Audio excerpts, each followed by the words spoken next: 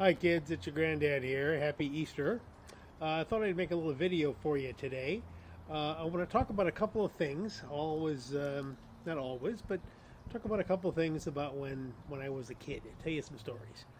A lot of news right now about vaccines. People are getting vaccinated. Your grandmother got vaccinated. I have been fully vaccinated. Lisa's had her first shot and is hopefully soon going to have her second one.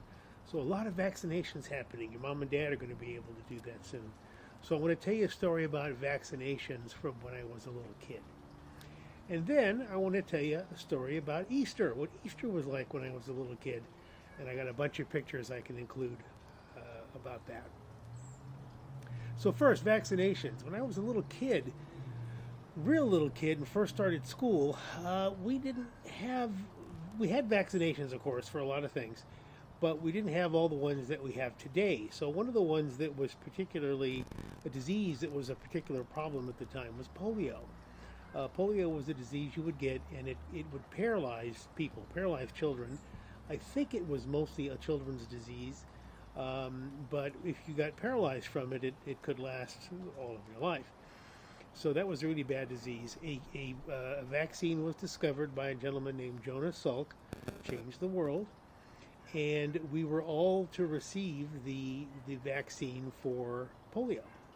Now this happened when I was a little kid, and I was in school, maybe first grade.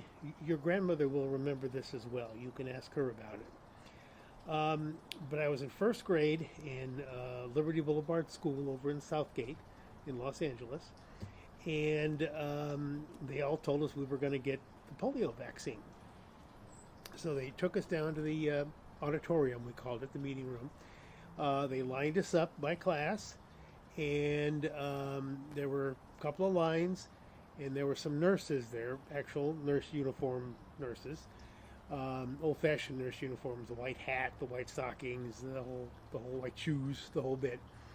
And they would hand each kid a little paper cup, and inside of each paper cup was a sugar cube, just like you get for your coffee. And they told us to eat the sugar cube, so we did, and it was great. Our vaccination was getting a sugar cube and eating it. So that was how we got our vaccine. They gave us a little card we had to take home to our mother, and I don't know what happened to that, but it's someplace that proved we'd already had the vaccine. So maybe 6 months or a year later, there was another vaccine that we had to have. I don't remember if it was measles or mumps, something, but it's a vaccine that we hadn't had when we started school, probably because it didn't exist, and so they were going to give it to us. So they again took us down to the auditorium by class. I'm in probably second grade at this point, and I'm thinking, oh great, we're gonna get sugar cubes again. Yum, I like sugar. It's good. So we marching down to the auditorium, and we see kids coming out of there, and they're crying, and they're rubbing their arms. And I'm thinking, uh-oh, this doesn't look good. And so they line us up, and this time it's not sugar cubes.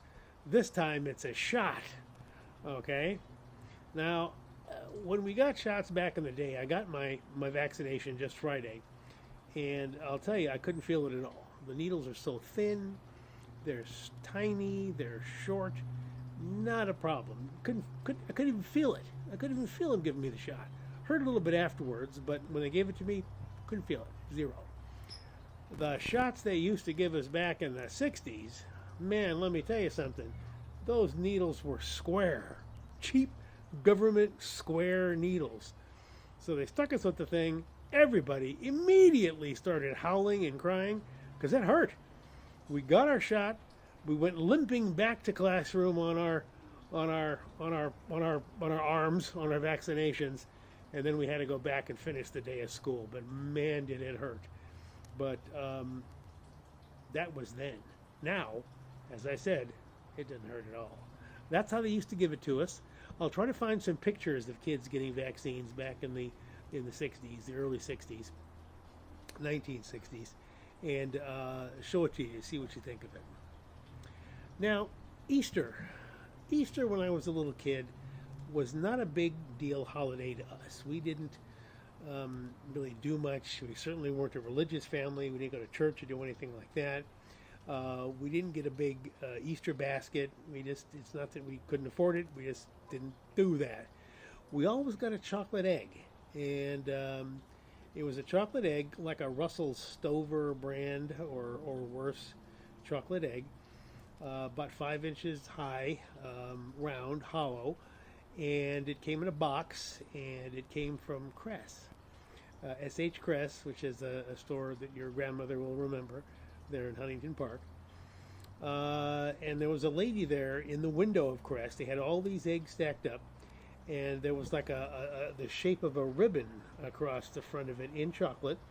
And there was a lady there at Kress who would take the egg out of the box and write your name on it in frosting, like that hard kind of frosting. So every year, for all the time I was a little kid, I would get a chocolate egg from Kress with my name written on it, which was the tradition for me when I was a little kid. And I treasure that, and I treasure those memories of getting those eggs. I also remember that the chocolate in those eggs was terrible. It was not it was not even Hershey quality chocolate, which is not all that good quality chocolate. It was waxy and kind of nasty, but it was the tradition, and so that's what we remembered. Now we always had a nice meal for us on Easter, and a nice meal was usually ham. You know, our big deal meals were either ham or turkey, and springtime is not a time when you have turkey for some reason. I guess some people do, but we never did. So we always had a ham at Easter. And I'm not talking about a sugar cured spiral cut, delicious ham like you're probably having for dinner tonight. I'm talking about a canned Dubuque ham. I'll try to find a picture of one of those and put it up. You got this thing, you cross-hatched the top, you stuck some cloves in it, maybe a few slices of pineapple, and then you heated the ham up because it's already cooked. Basically, it's like a large can of Spam, and that's what we ate. And that was our big Easter meal.